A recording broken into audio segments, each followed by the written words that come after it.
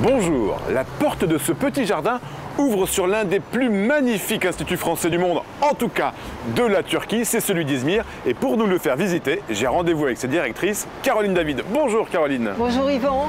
Quelle est l'histoire de ce magnifique institut français? C'est vrai que c'est un très très beau petit palais. L'histoire remonte à 1955, création d'un institut français à Izmir, le premier. Et construction, rénovation d'une ancienne salle de bal, c'est une salle de fête. Et en 1965, l'Institut français s'installe ici. Et puis là, Caroline, on est complètement dans le centre d'Izmir. Ah, complètement, on est dans le quartier d'Alsancak, un des quartiers historiques et quartier donc ouvert sur la mer. La mer est à deux Juste pas. à côté.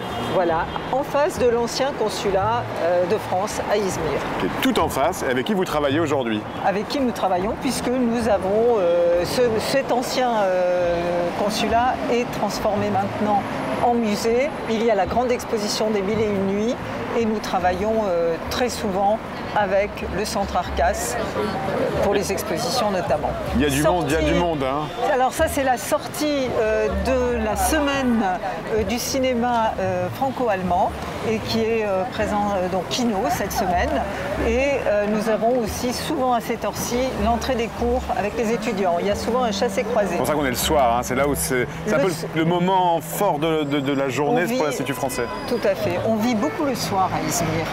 Si on a une image quelquefois peut-être un petit peu des villes comme moyennes, de villes un peu calmes, mais pas, Izmir est une ville de fête, est une ville de sortie le soir et la vie commence à partir de 6h30, 7h. On a tout de suite envie de rentrer, de voir ce qu'il y a dans ce petit palais. Avec ce bel escalier de marbre. On y va? Tout à fait. Pardon.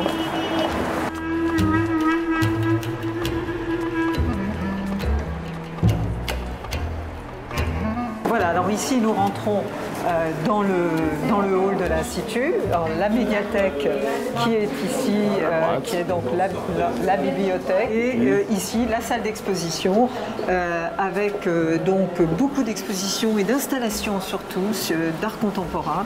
On invite des artistes qui prennent le lieu et qui nous font des installations souvent spectaculaires et où le public découvre des nouvelles formes aussi de l'art contemporain. Une œuvre par exemple avec quelques milliers de kilomètres de fils et avec 8000 vis plantées dans le mur pour rappeler les 1001 nuits, les contes de très lié à Izmir puisque ça a été... Et oui, c'est le but aussi, c'est de croiser quand même des cultures.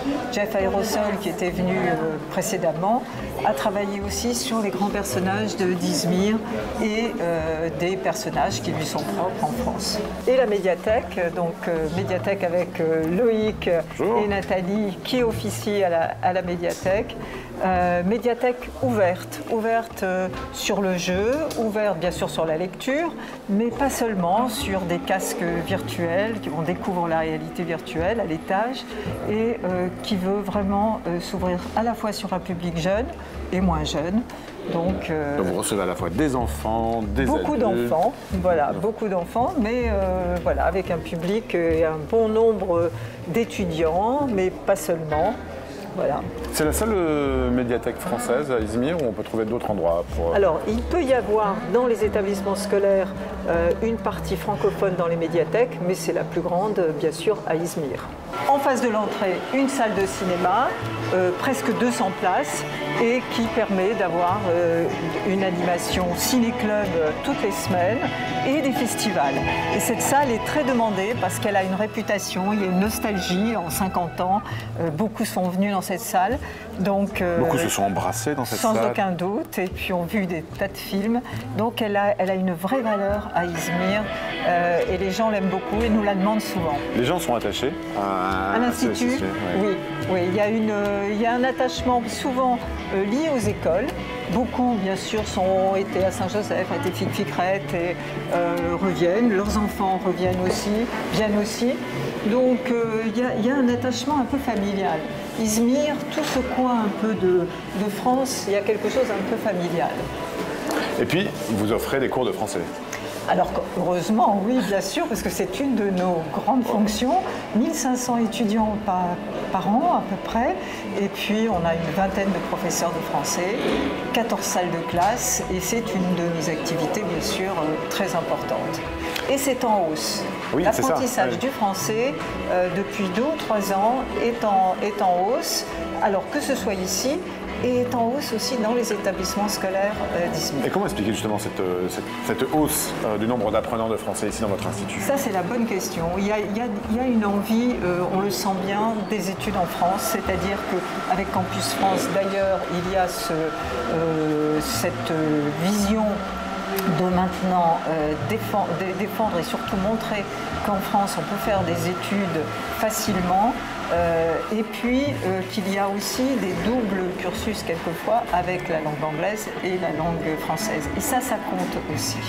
Bon, donc maintenant, Yvan, puisque tu as été très sage, je vais t'emmener par un petit passage secret qui est l'arrivée à la Cigale, le restaurant accolé à l'Institut. Alors il faut montrer patte blanche, tu vois. Spéciale. Il faut se dépêcher de passer et nous descendons dans ce restaurant qui est très en vogue et très branché, si je puis dire. Avec une cuisine française? Alors, pas seulement. On va dire cuisine du monde, cuisine turque, cuisine, il y a des plats français, il y a un peu italienne aussi. C'est un peu un mix avec quelques mots et quelques proverbes français qui se promènent dans le restaurant. Et la carte est en français, bien sûr. Il y a une ambiance française, de la musique française parfois. Et donc, c'est un endroit qui permet aussi de dynamiser le centre de l'Institut français. Pour conclure, Caroline, qu'est-ce que tu aimerais dire à des gens qui habitent Izmir ou ailleurs et qui aimeraient venir découvrir votre Institut français? Eh bien, tout simplement qu'à l'Institut français, il y a une équipe formidable qui est là pour bien sûr les accueillir. Et en même temps, il se passe toujours quelque chose à l'Institut français, très tôt le matin et très tard le soir. Vous le voyez, c'est déjà le soir, alors n'hésitez pas. Cet Institut français, il est extrêmement facile à reconnaître dans la ville d'Izmir avec sa couleur jaune. Donc bienvenue et vous y serez, je vous le promets, extrêmement bien accueillis. Merci Caroline. Au revoir. Au revoir.